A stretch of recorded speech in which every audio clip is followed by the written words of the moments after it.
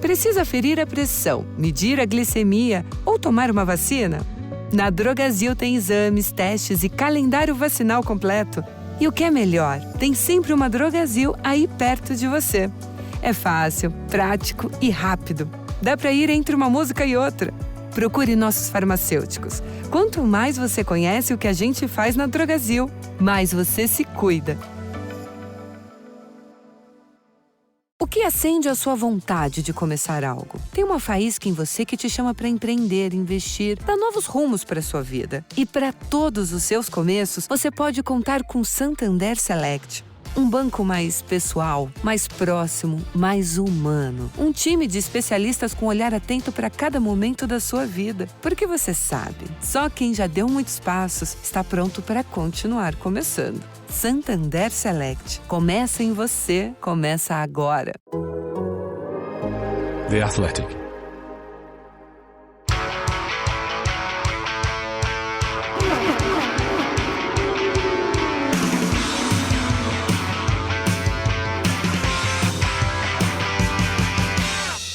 Hello and welcome to the Race IndyCar Podcast. Nice to have you back with us. On this week's show, we've got Josef Newgarden joining us for a special interview about all things St. Pete, where he won the opening round of the IndyCar season. Also talks to us a little bit more about his mental approach for the season, how he's changed things, and a little bit about how Penske has kicked off the season in perfect fashion after, of course, he won the 24 Hours of Daytona as well, which I'll reference in just a second when we speak to him. Also coming up on the show, we'll outline what to expect from this weekend's Thermal 1 Million Challenge race.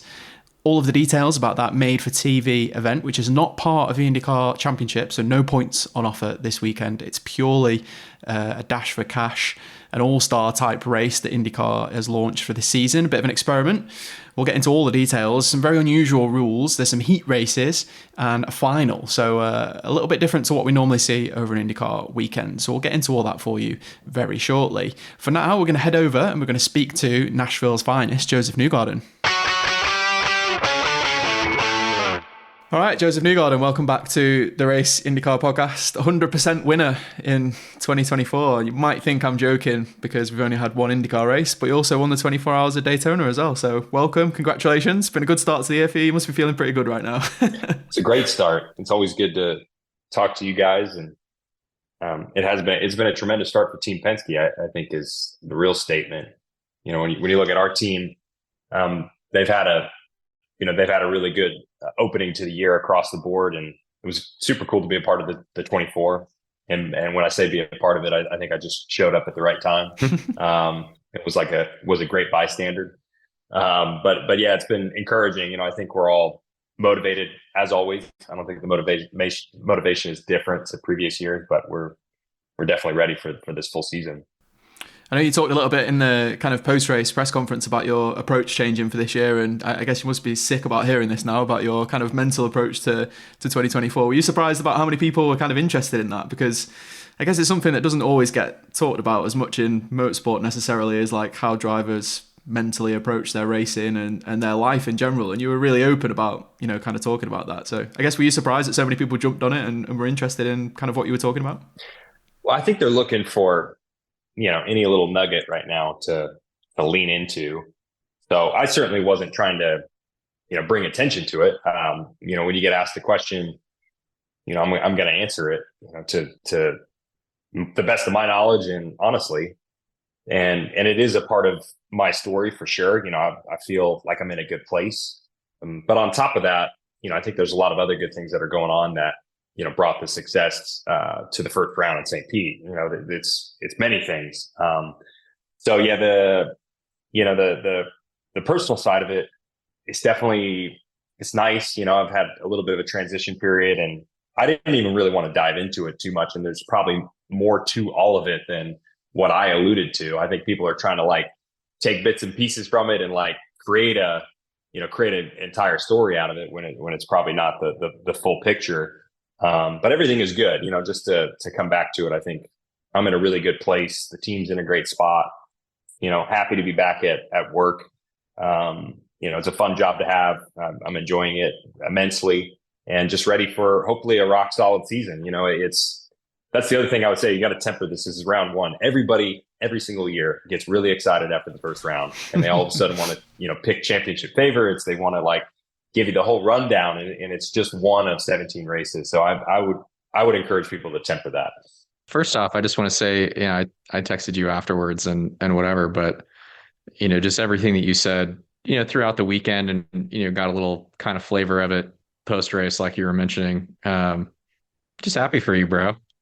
Like I love seeing people being able to enjoy the thing that they do well, as at their kind of maximum, like, whatever, just at the maximum level. I think I've gone through it. You and I have talked about this, like even just in the context of, my racing or my career sometimes, but is like, you feel like like even when it's going well and you're not feeling like you're enjoying it that much, like it's a weird feeling to have, like like you kind of, I've certainly had the experience of like kind of stepping away from my own situation sometimes, being like, what am I doing? Like, why am I not enjoying this more? Like I'm getting to do the thing that I always wanted to do, and but that somehow I don't know, the expectations or the competitiveness of it or the performance, the dependency on performance or whatever starts to kind of creep in. So I guess I really say all that just to say, like, I'm glad to see you kicking ass and feeling good about it. Because you've been kicking ass a lot over the last few years, and it hasn't always seemed like you're feeling super good about it, I mean, does that I'm kind of curious, like you don't have to dig in super deep or whatever, but I'm curious if was there anything in particular that kind of, made you think heading into this off season or whatever, like maybe I need to, zoom out a little and sort of, assess. I mean, I think we could have a conversation about this stuff for multiple hours. I really do. You're going to like scratch the surface. Yeah. But you're going to, we talk for 20, 30 minutes, so you're just going to scratch the surface. I'm just going to state this, but I think you're always in a losing position when you have this job. And what I mean by that is, I don't think the majority of people really care about if I'm liking my job or disliking it. I think most people look at it and they say, you got a great position, be thankful, say the right things, and just enjoy. And that's all we really want from you. But at the end of the day, we're all humans. We all experience things in a very similar way, I think. We go through the same experiences is maybe a better way to put it. Not everybody experiences it in an IndyCar world like me, but there's other things that are very applicable to it in life. We're all going through this together and trying to, make something of ourselves in this world. So I think it does matter. I think like a person's position and how they feel about things, and as long as you have a balance to it, it matters. But I'm contextualizing that in the point that I don't think most people care about the deep intrinsic emotions that I have with my job, and that's totally fine. Totally fine. I'm in a good spot, and I'm really thankful for my job. And to kind of like touch on what you were speaking about, JR, like it's a weird position to be in when you have an amazing job, and it's a dream job for someone like us, that we like driving race cars, we like working with race teams, and coming up, going to the racetrack and trying to solve a problem. And you're just not, if you get to a place where you're not enjoying that, it's a bizarre feeling. Like, it's just, I didn't like being in that position. I mean, I'm going to be honest, and normally, I don't know why stuff's coming out of me more right now. I'm a very private person. I don't normally divulge this stuff, but there was definitely points last year where, I just remember I didn't even want to get in the car. And, that sounds extremely dramatic to state that, but I could never imagine a time in my life where I was like, I don't need to drive this car today. I don't have to do that. From a personal feeling standpoint, I would never have thought I would have felt that way. And I did at points last year, which was very bizarre to me. I don't feel like that now. I'm in a good spot with it, and we're going to go forward, but it is, it's interesting. I just don't, I guess where I'm trying to really go with all this is that, there's a balance to it. I don't think people should be too shy about, trying to really understand what makes them tick and what makes them happy. Like we all have that, and we all, have to, reason with ourselves in certain ways in our life. And that's okay. Like, it's all right to have that conversation and that feeling if you're in a place where you need it. Well, I guess I've got two questions. One is, so Will seemed like he went through this kind of like a couple of years ago, in a way, or in his own way. And I don't, he was particularly, I feel like, tight-lipped about the whole thing. But did that have any impact on you, or is that like a totally independent, whatever he was? Because prior to his championship season, he made a point throughout that year of kind of talking about how he, had sort of a reset prior to that season, and that it seemed like in some ways there was some similarity. Like, he just kind of wasn't really finding himself, like, I'm putting words in his mouth, but like he felt like he wasn't kind of aligned with the things that, really mattered, that make showing up to the racetrack feel meaningful to him, and maybe, I mean, I definitely, I've experienced any of this. Obviously you guys have a whole different level of success than I've had in IndyCar, but when you get to that level, just being at that level, being full time at that level, being paid to show up and drive at that level, there's social, there's all of this extracurricular stuff that, sometimes you're like, what are the priorities here? Like, what are the things that, I've kind of got myself into a position where there's a lot of like dependencies, and there's sponsor stuff, there's team stuff, there's performance on track. All of these things feel interrelated. It's a lot of baggage that you're carrying around, kind of, from like different things that actually don't have anything to do with just going out and driving the car. And I think for me, it was like, I think just thinking back to like, why did I start doing this? Like, when I started like, what was enjoyable about like driving a go-kart for the first time? Mm-hmm. And it's like, it's just the feeling of going out there and driving. And when you're actually in the car, it's just you and the car and the track. And if you can limit it to that, then you do get to this kind of place of zen where, like, I don't know this, but it's like your whole body chemistry changes. Like, you just start to, you feel something that you sort of can't feel doing something else. And when we talked to Will a couple of times throughout that year and after the season, and it felt like there was something in that kind of resonated with him, like that he was just getting back to, this kind of core thing that he actually really does connect with, about, the why of him showing up at the track and doing this in the first place. So I'm curious if that registers with you at all, or just in general, if the fact that one of your teammates went through a little bit of this in his own way, if that had any impact on the way that you've thought about it since then. I mean, I think mine is very different. It's, Will's was interesting. I only have my perspective on Will. I can't speak on his behalf. Yeah.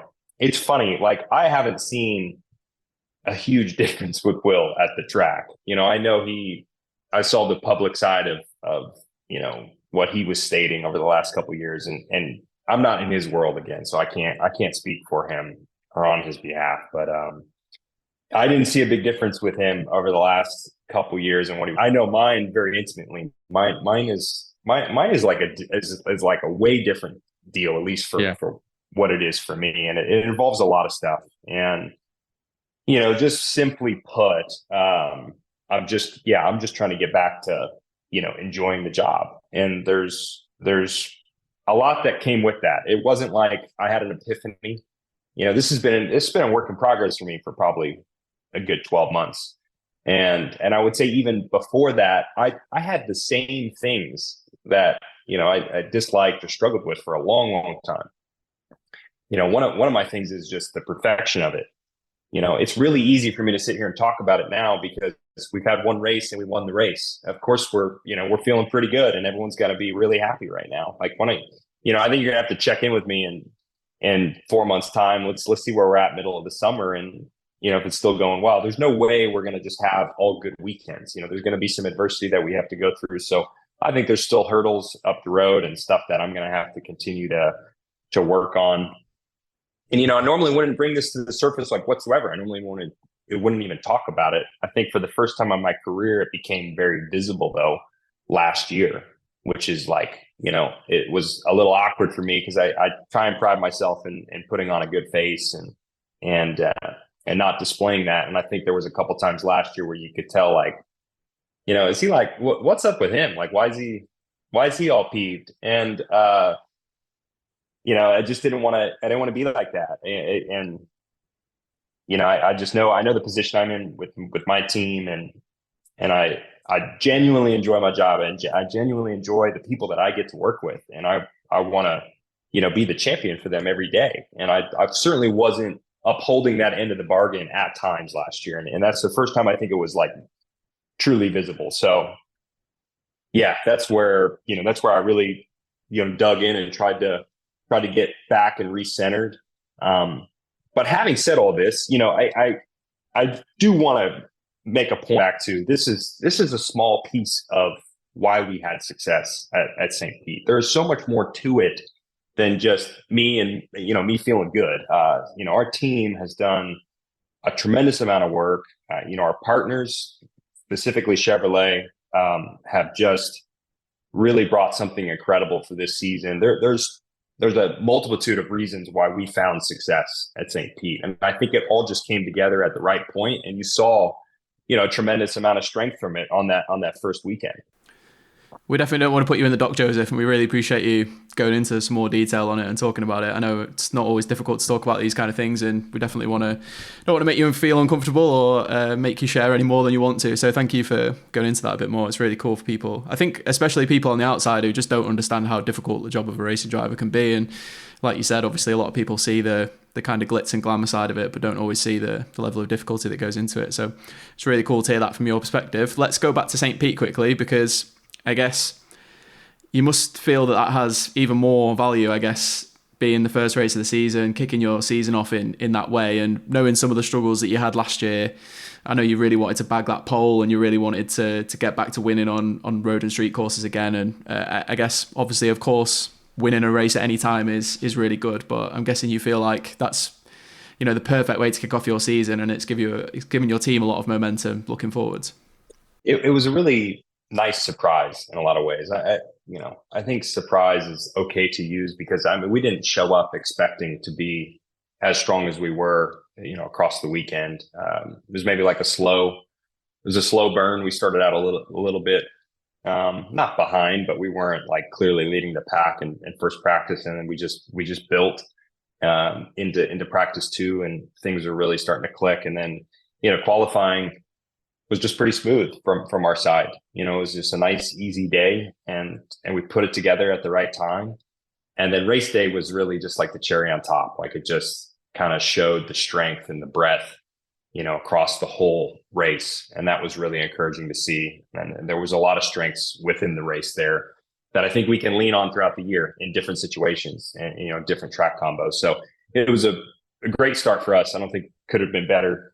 And it leaves me really excited for the year. I do think 2024 is an opportunity for us to really finally reach our potential. I've said that for a lot of years, and I do believe our potential is significantly higher than what we've achieved in the past. And, we're striving for that every single season. We've been trying to hit that target, and I hope this year we can get that a little bit closer.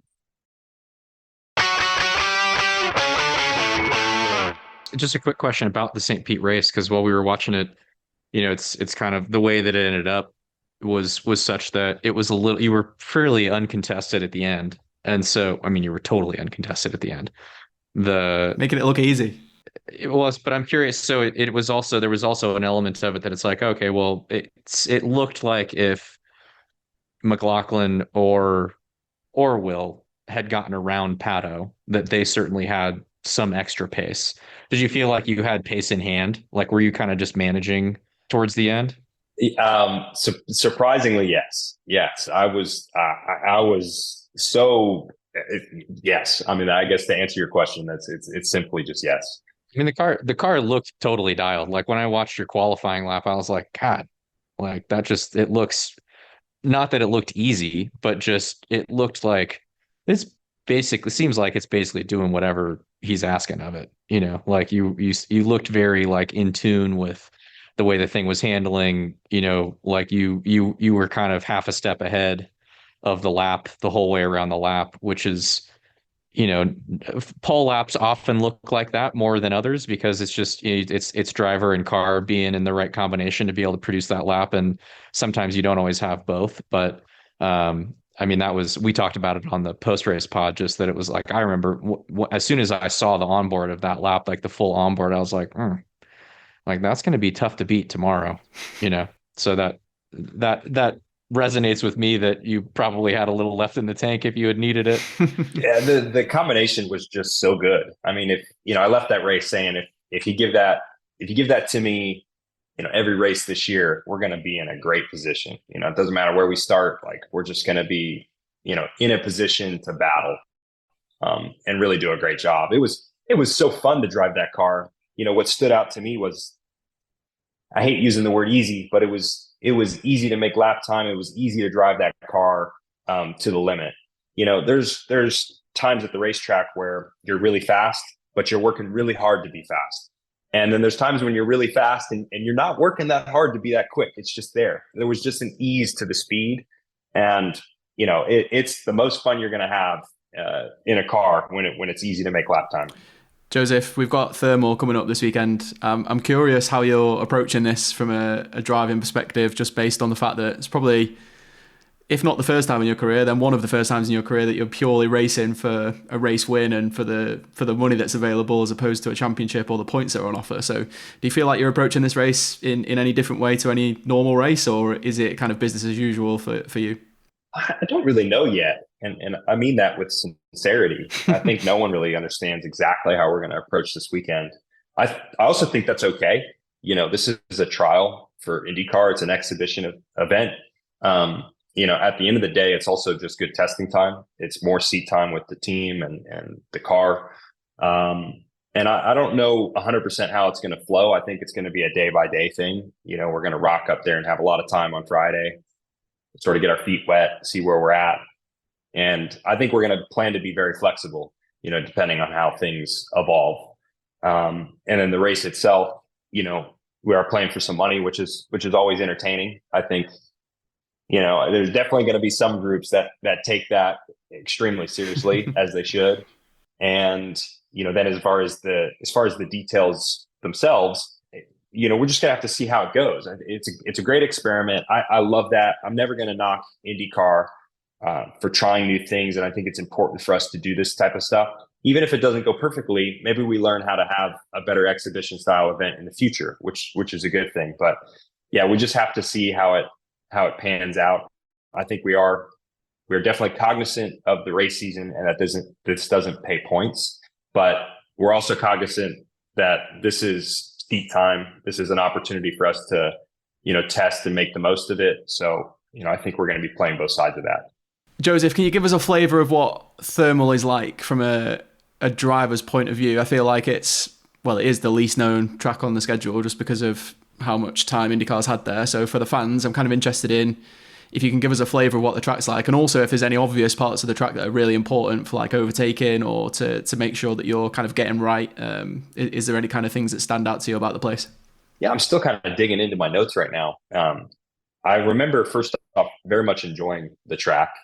Last year we had a preseason test there, and it was fun to mix it up. It was a new experience for all of us. Difficult track, very demanding, like super heavy steering weight. I think for me that jumped out like immediately last year. It was one of the most physically demanding tracks on new tires that I had ever been to. Didn't have that expectation and just kind of jumped out right away. I remember tire degradation being pretty high, as you would expect with that type of surface. I mean, it's not quite to a Sonoma level, but I think it's more in that range than a new pavement track. I hope that's the case in the race. I saw there was some concerns with the format.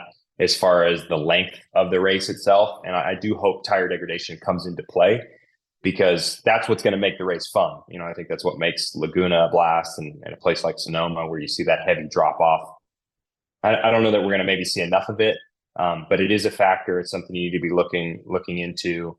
And it's very technical. Like if you look at the track map itself, which people will see this weekend, there's a lot of different types of sequences. You have very high speed sections, and then you have some very low speed sections. You have like pure hairpins. You have like a low speed chicane where it's, very give and take, and you've got to understand where to prioritize, entries versus exits. So I found it to be very technical when we were there, not just from a driving standpoint, but also from a setup standpoint. So that's exciting because it gives you ways to be better than the competition. I have a totally like random bonus question here, which is Nashville at the end of the year, the oval. You've never driven on it, right? Never. Nope. Yeah. Are you stoked? Like, just we'll take that being the last race and whatever. So not that it's the season ender, but like, what's your kind of first impression of having that track on the schedule, just kind of anywhere? So I think the way this has all gone down is very bittersweet. On one hand, obviously we were excited to be downtown on the streets, and I still hope that comes to fruition in the future. There was a lot of circumstances in play that shifted it. But on the other hand, I'm pretty excited to go to the super speedway. Like I love that we are still in Nashville. It is championship weekend here in this city, which is a great spot to be. And we've got a great racetrack that we're going to be driving at that I've always wanted to race on.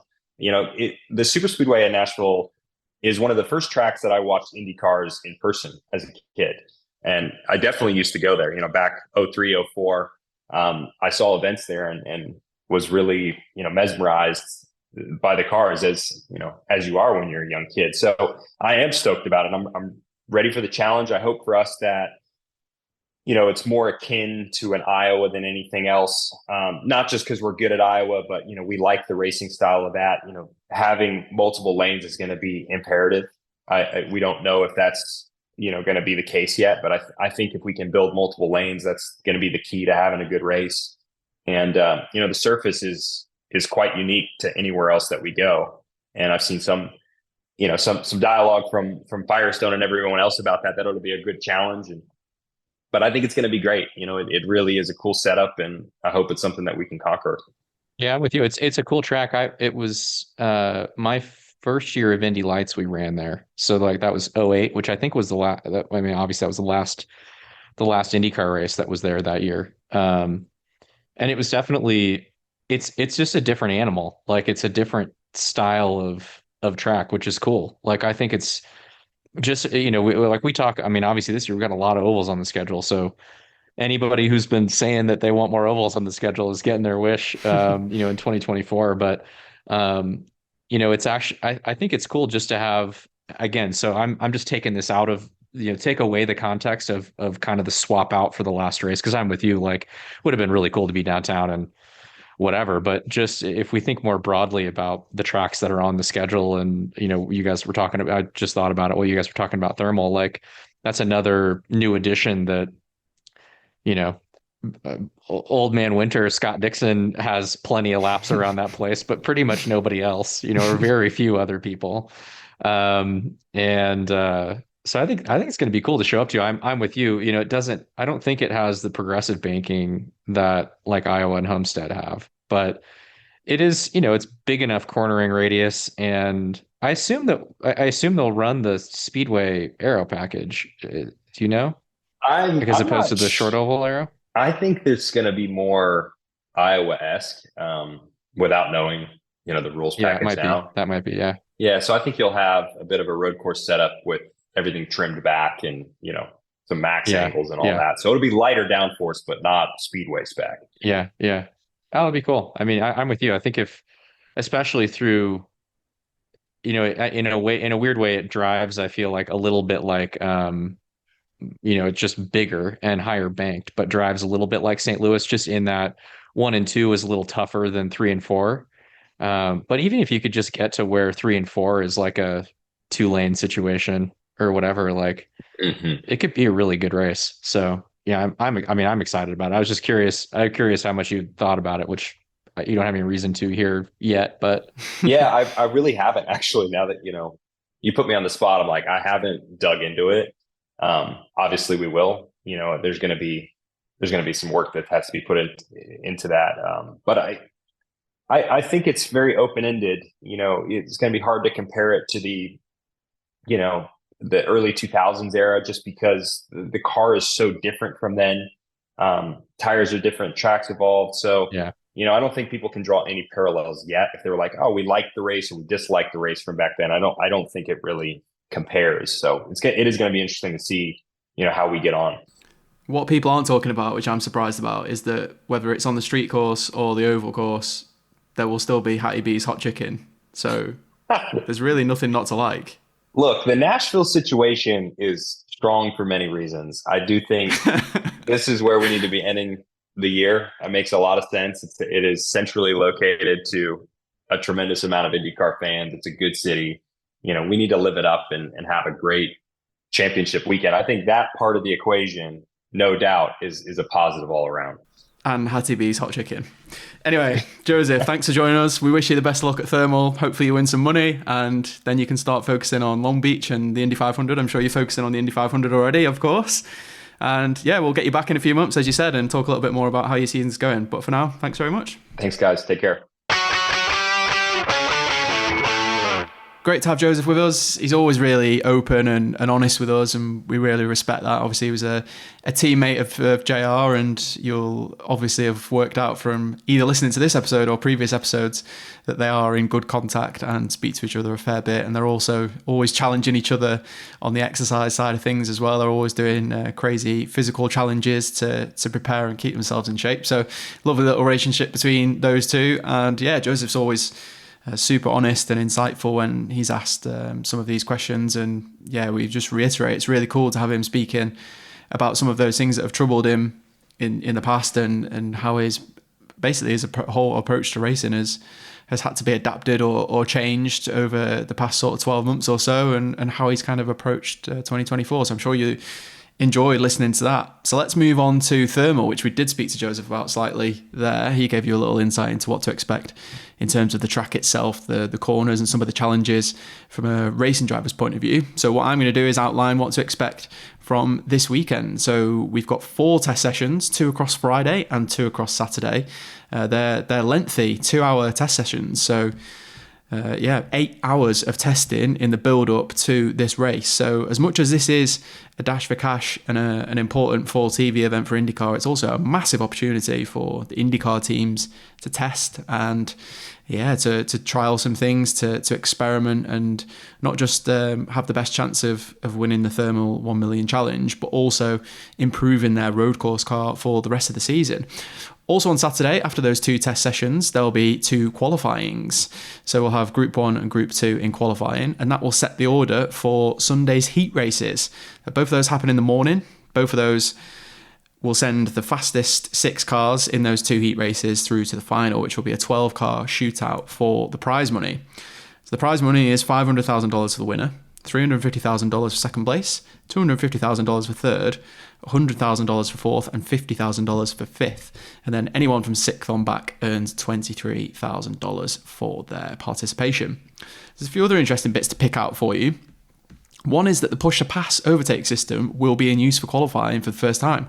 So there's 40 seconds of push-to-pass over the course of a lap here at Thermal, where the drivers can tactically use their push-to-pass like they would in a race, which is super interesting for the fight for pole and some of the ways the driver might use the push-to-pass and which corners they'll use it and where they'll use it. So they won't have it for the full lap, just for the 40 seconds. So going to be really interesting to see how that all pans out. In the final, that'll be split into 2 with a break after 10 laps. So it's a 20-lap final, but with a break after 10 laps. And in that sort of break in the middle there, the teams will be able to add fuel, they'll be able to adjust the front and rear wing angles, and they'll also be able to add and remove wickers. And that's it. So yeah, the drivers, they'll also get a renewed push to pass for the second part as well, so they'll have 40 seconds in each part. Only tyres used during the heat race will be available as a replacement in the final, and any tyre change has to be approved by IndyCar. So we're not expecting to see many tyre changes, and I think that's part of what Josef was talking about as part of the plan to spice up the show a little bit, is to have those tyres going off. So we don't want any fresh tyres in this 20-lap final. We want some degrading tyres to make life interesting. So that about rounds up what to expect from thermal. It's a big opportunity for a lot of drivers to try and go for a significant prize boost, and also obviously the bragging rights of winning the first ever $1 million challenge event at thermal. So it's going to be very interesting to see how it all plays out. We're trying to approach it with an open mind. Some of the things on the rules and some of the things in terms of the format might look a bit gimmicky to some people, or they might not be clear exactly why they're happening, but IndyCar has definitely tried its best to kind of figure this out and do it in the most exciting way for fans and for TV. So we'll definitely judge this with a post-race podcast of a sort of different kind, I guess, because we're not talking about a championship race, we're talking about a dash for cash. But we'll definitely be back, JR and I, to evaluate all of what happens in Palm Springs. So that's all for this episode of the Race IndyCar Podcast, and we'll be back next week.